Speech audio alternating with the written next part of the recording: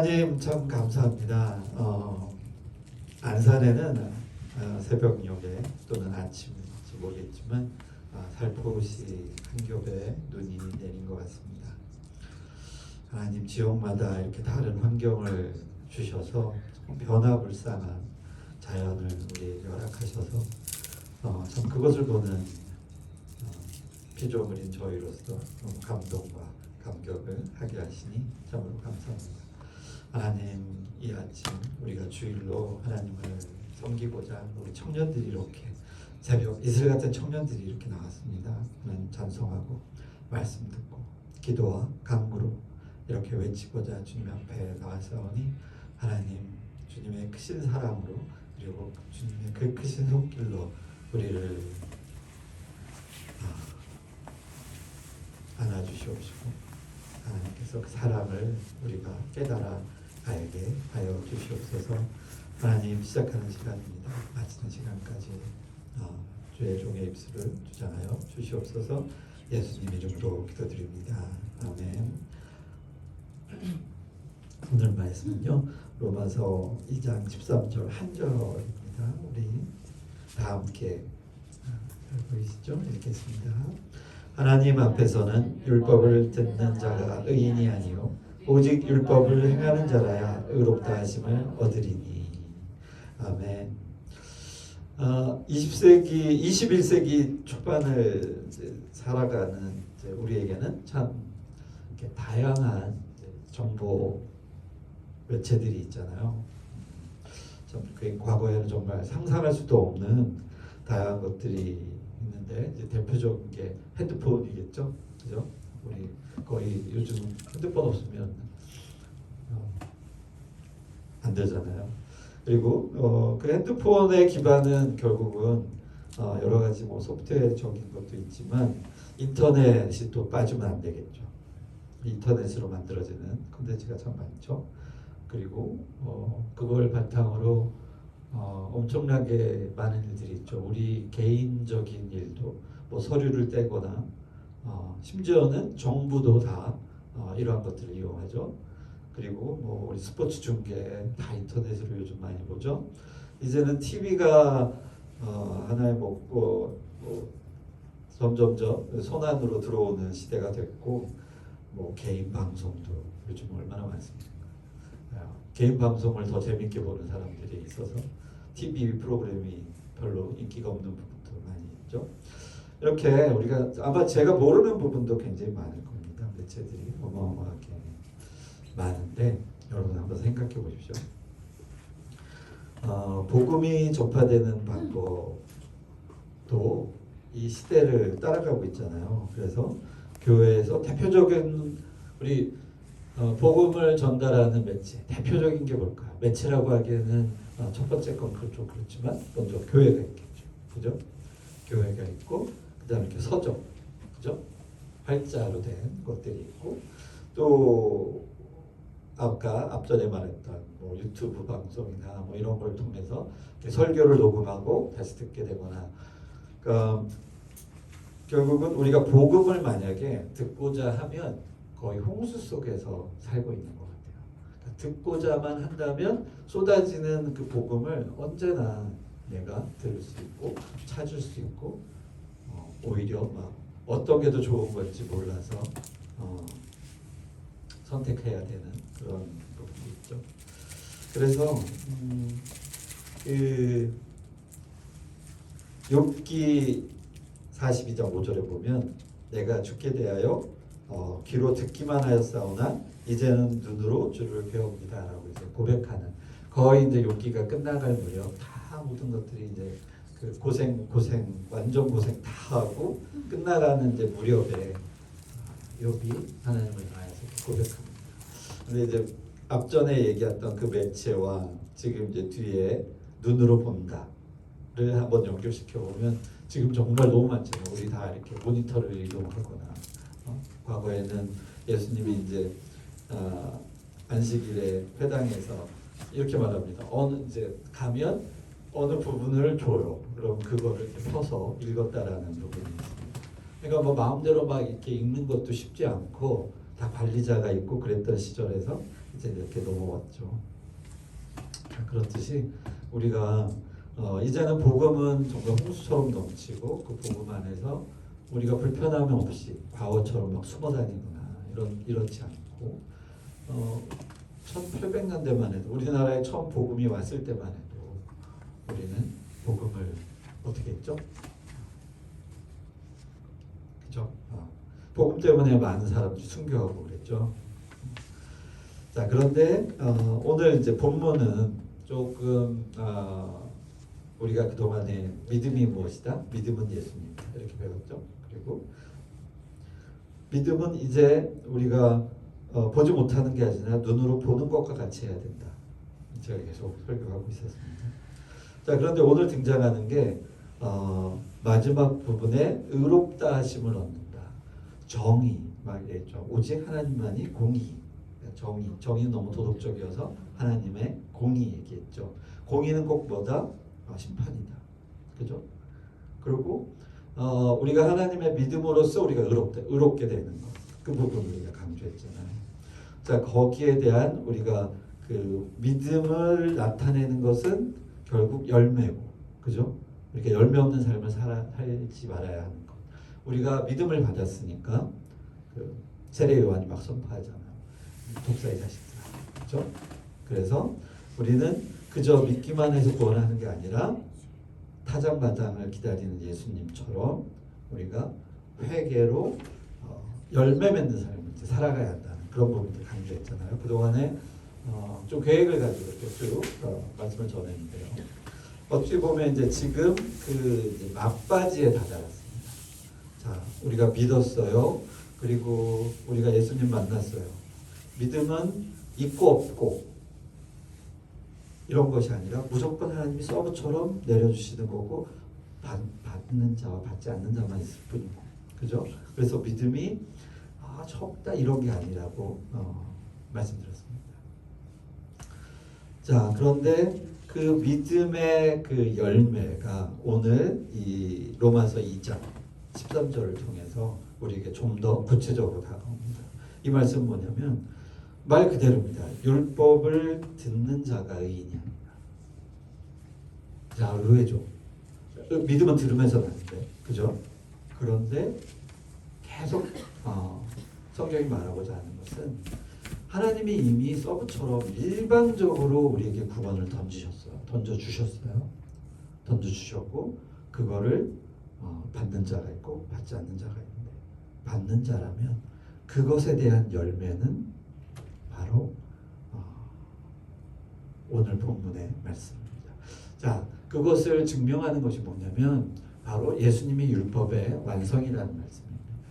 그러니까 인간에게 가장 힘들었던 게 뭐예요? 율법을 지키고자 하는 게 어려우니까 막 이렇게 피해. 근데 가만히 생각해 보면 그 이스라엘의 백성들을 그리고 그 지도자들이 사람들에게 막 현재도 그렇지만 막 가르치잖아요, 열심히. 그러나 그 가르침으로 이 모든 일이 끝나면 안 된다라는 게 오늘 본문의 말씀이에요. 현재적으로 비유한다면. 그래서 예수님은 인간의 몸으로 오셔서 그 율법을 완성해내신 것이죠. 그래서 예수님 말씀하십니다. 내가 율법을 폐하러 왔느냐? 그렇지 않다. 율법을 완성하러 오셨습니다. 그 부분을 강조합니다. 그래서 우리는 율법을 듣는 자, 곧 복음을 듣는 자가로 끝나는 것이 아니라 결국 복음을 오늘처럼 행동으로 보여줘야 된다는 것을 함축적으로 말하고 있는 것이 바로 오늘 본문 로마서 2장 13절입니다. 우리가 교회 안에서 복음을 듣습니다. 그걸로 끝나면 그건 믿음이라고 여기 본문 말씀을 통하면 의롭다 하심을 얻을 자가 아닌 것이죠. 의롭다 하심을 얻는 것은 내가 믿음을 받고 그 믿음을 행하는 자라야 되는 것입니다. 그래서 기독교는 굉장히 그 뭐라고 하죠? 행동하는 그 믿음입니다. 그대로 있지 않아요. 복음을 내 안에 받게 되면 나는 운동력이 있어가지고 그 복음을 지키려고 노력합니다. 그래서 내 안에 악한 마음과 싸우게 되죠. 전쟁이 날마다 일어납니다. 지켜야 하나 말아야 하나. 근데 그게 너무나 당연하다라는 것입니다. 그런데 성경은 결론은 얘기하지 않아요. 너가 지키지 못하면 이라고 하지 않아요. 이게 하나님의 그 열어놓은 사랑 같아요. 너희가 율법을 행하면 되는 거예요. 다 지켜 이게 아니에요. 우리의 모자람은 늘 성경 인물 속에서 그대로 드러나죠. 그들의 믿음이 결코 우리보다 못하지 않았던 인물들이잖아요. 그러나 그들의 삶을 가만히 바라보십시오. 늘 삐끄덕거리고 늘 하나님께로부터 멀어지려고 하고 하나님은 다시 사랑으로 다시 데려오죠. 야곱도 그랬고 모세도 그랬고. 그렇지 않은 사람이 없어요. 한 분 계신 것 같아요. 하늘로 들려 올라간 누구죠? 에녹이 그랬죠. 자, 그 성경 속에 등장하는 그 수많은 인물들의 그 면면은 정말 모자람이 큽니다. 그래서 우리는 오늘 본문 말씀 행동하기만 합니다. 율법을 지키고 행동하기. 거기에 많은 어려움이 있겠죠. 부딪힘이 있겠죠. 그리고 하나님의 복음이 전파되는 것을 사탄이 결코 기뻐하지 않죠. 수도 없는 전쟁들이 일어날 것입니다. 자, 우리 본문을 다시 한번 마음속에 깊이 새기고 하나님 앞에서는 여기 보십시오. 그 광경을 한번 우리가 이미지화하면 좋을 것 같아요. 수업 시간에 수업을 듣는 자가 아니라 그 들은 수업을 자기가 행동으로 옮기는 사람이어야 의로운 자라 하신다고 오늘 로마서 2장 13절에서 분명히 하고 계십니다. 그래서 우리는 이제 우리가 모르는 사실도 사실은 하나님의 영이 성령께서 우리에게 가르쳐 주시는 부분들이 있잖아요. 각 개인에게. 자, 그러니 그것들을 지켜 행하고자 노력하시길 바랍니다. 그래서 열매 맺는 삶들이 사라지는 그런 부분들이 됐으면 좋겠습니다. 회장님 왜 안 보이시지? 오늘 예배를 좀 일찍 끝나달라고 하셨는데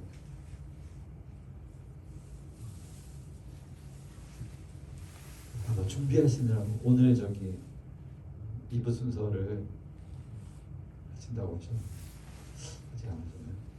누가 연락 한번 해보시기. 네. 자, 그래서 조금 더 연장하면 준비를 되게 짧게 했는데 자, 보십시오. 그래서 제가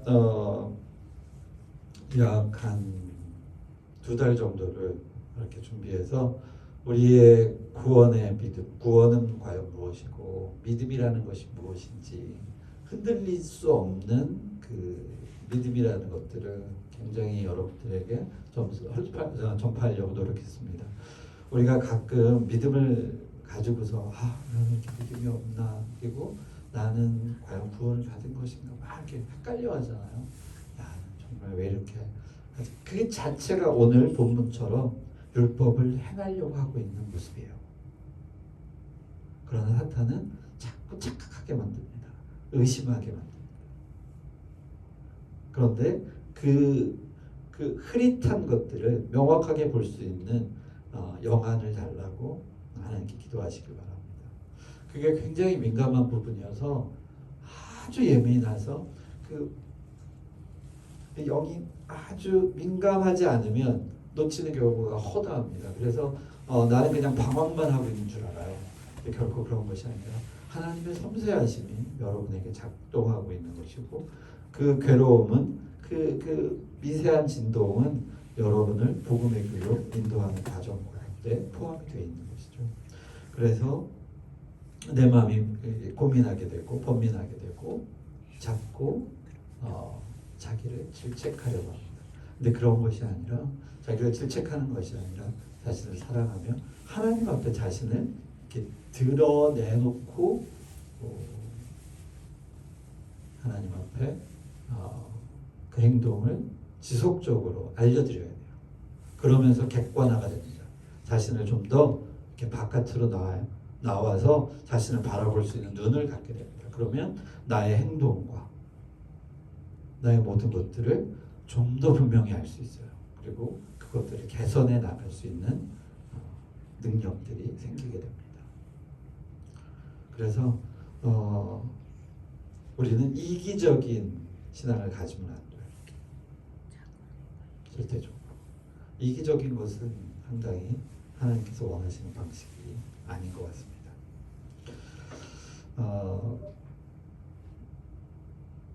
굉장히 그 이기적인 부분들은 하나님과 멀어지기 아주 좋은 수단들이 많아요.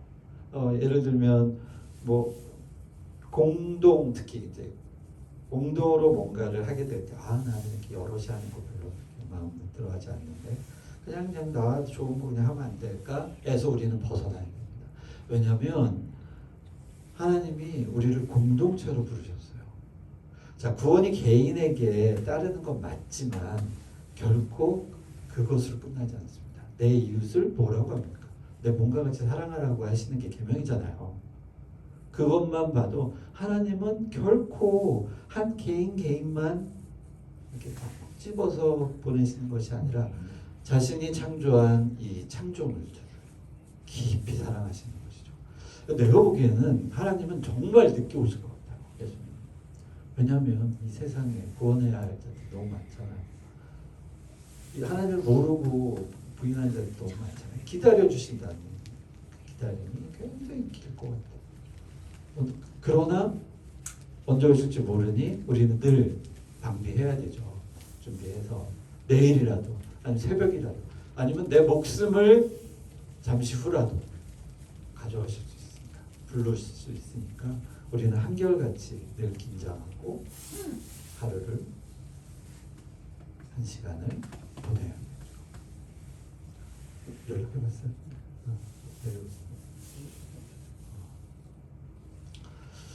자, 그래서 그러면 제가 조금 더 그래서 우리의 이 첫 번째 흔들리지 않는 믿음은 중요합니다. 근데 사탄의 계략은 그것들 되게 복잡하게 보이게 합니다. 감정적으로. 그러나 제가 굳이 막 이론이라고 막 이렇게 공식이라고 굳이 말하는 것은 상당히 하나님의 사랑은 복잡하지 않습니다. 되게 쉬워요. 쉬운데 우리는 너무 그 교만에 찬 눈으로 바라보기 때문에 이거 너무 쉬운 거 아니야? 이거 아니지. 그러니까 너무 쉬우면 이거 아닌데 뭔가 더 복잡해야 돼. 막 이럴 때 우리 있잖아요.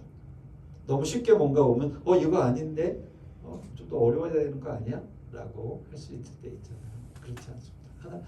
우리가 사랑하는데 복잡함이 없잖아요. 누구를 사랑하는데 거기에 복잡함이 있습니까? 거기에 막 어려움이 있습니까? 그냥 마음이 막 가는 거잖아요. 이렇게 막 달려가죠. 저 사람한테 막 사랑이 막 가. 그죠? 그거를 복잡하다고 막 스스로 생각해서 하나님의 사랑을 막 부인하고 이런 거 아니에요. 그래서 구원의 그 믿음은 그냥 하나님께서 우리를 확 던져주셨고 그와 같이 그 믿음이 곧 예수님이에요. 예수님을 내가 구주로 딱 믿으면 되는 것이고 그것이 구원의 시작이고 그러나 구원의 시작은 열매 맺는 삶들이 이어져야 된다는 것이죠. 자, 하나님께 구원은 받겠죠. 자, 또 한 가지 이거는 얘기 안 드리려고 했지만 이제 시간이 돼서 시간이 좀 남아서 얘기를 드립니다. 여러분 하늘에는 하늘나라에 우리가 다 갈 거잖아요. 이미 우리는 도래했고 이것도 어찌 보면 천국입니다. 우리가 사는 것도. 그런데 중요한 게 뭐냐면 거기에 그러니까 저의 표현을 좀 잘 알아들어 주셨으면 합니다. 계급이라고 말하긴 아니지만 그 칭찬받고 조금 이렇게 되게 이렇게 훈장받고 훈장 안 받는 사람들이 있다라는 거예요. 구원 얻은. 그래서 예를 들면 막 그렇다고 이기적으로 자존심 막 이렇게 내세우고 다니진 않겠죠. 오히려 그 성인일수록 더욱더 고개를 숙이고 더 큰 사랑으로 사람을 대하잖아요. 그 부끄러움을 갖는다는 말이에요. 천국에 우리가 딱 갔는데 도착해서 심판 다 받았어요. 그래서 예수님이 예비한 집에 삽니다. 그런데 거기에 우리만 있지 않죠. 수많은 영들이 있죠. 근데 어느 영에게 우리가 부끄러움을 느끼는 수 있다는 거예요. 왜? 이 땅에서 우리가 공적이 있는데 우리의 공적을 하나님이 다 일일이 우리에게 상 주신다는 거죠. 우리 이렇게 나쁜 의미가 아니라 부끄러울 때 있잖아요. 그래서 말을 못할 때 있죠. 그 감정. 그러니까 저도 그 감정을 여러분에게 알지 못하니까 천국에 가보지 못했으니까 어떤지 모르겠지만 그저 내 느낌으로 저의 이 모자란 느낌으로 설명한다면 제가 누군가의 옆에 섰는데 너무 부끄러운 거예요. 근데 그게 잠시가 아니라 영원하다는 거죠. 이런 거에 대해서 여러분 우리가 고민한다면 우리의 현실의 이 삶, 우리에게 주신 이 생명의 이 삶이 얼마나 개선돼야 되고 하나님 앞에 드려져야 하는지 우리가 좀 이렇게 갖게 되죠. 그래서 우리는 그 믿음으로 담대하게 어떤 일도 할 수 있는 거죠. 내게 상 주신 이를 위하여 바울이 믿음의 그 경주를 오직 앞만 보고 표대를 향해 달려가는 것처럼 우리가 달려갈 수 있다는 거예요. 그래서 우리는 그 헌신하는, 그죠? 헌신하는 그 의미를 알게 됩니다. 예수님이 이 땅 가운데 온몸을 다 던져 헌신했던 이유는 그 하나님을 너무 잘 알기 때문에 하신 거죠. 근데 또 어려워요. 왜? 삼위일체 진짜 어렵습니다. 성령님 따로 하나님 따로 예수님 따로. 그러나 그럼에도 불구하고 삼위일체 하나 되십니다. 성령이 각기 인격을 가지시고 서로를 존중하고 성경에 나와 있는 얘기 부분 그 일부분 저는 그 큰 해학적 깊이가 없어서 그걸 여러분들에게 설명드릴 수 없고 그저 그것들을 그냥 믿음으로 받아들이고 하지만 여러분 우리가 장차 맞이할 그 훗날을 여러분 기억하고 잊지 말고 이 순간에 끝나는 거 아닙니다. 그러니까 우리가 이 날을 한 날을 즐겁고 기쁘게 보내요. 슬플 겨를이 없습니다. 그래서 우리는 사람들을 위로해주고 그리스도의 이름으로 사랑하고 헌신하며 그 일을 위하여 달려가는 것이죠. 아멘. 네. 자, 그래도 시간이 많이 지났으니까 축도로 마치겠습니다. 우리 주 예수 그리스도의 크신 은혜와 하나님의 놀라우신 사랑과 성령의 교통하심이 우리 청년들 각 머리 위에 지금부터 영원히 함께 있을지어다. 아멘. 참고로 축하해. 언제부터 출근이야? 다음 주? 다음 주부터 출근한다고 합니다. 그동안에 그 열심히 노력했던 것들이 결실을 맺은 것 같아요. 이런 것들이 열매 아니겠습니까? 자신의 삶에 축하해. 진심으로 축하해.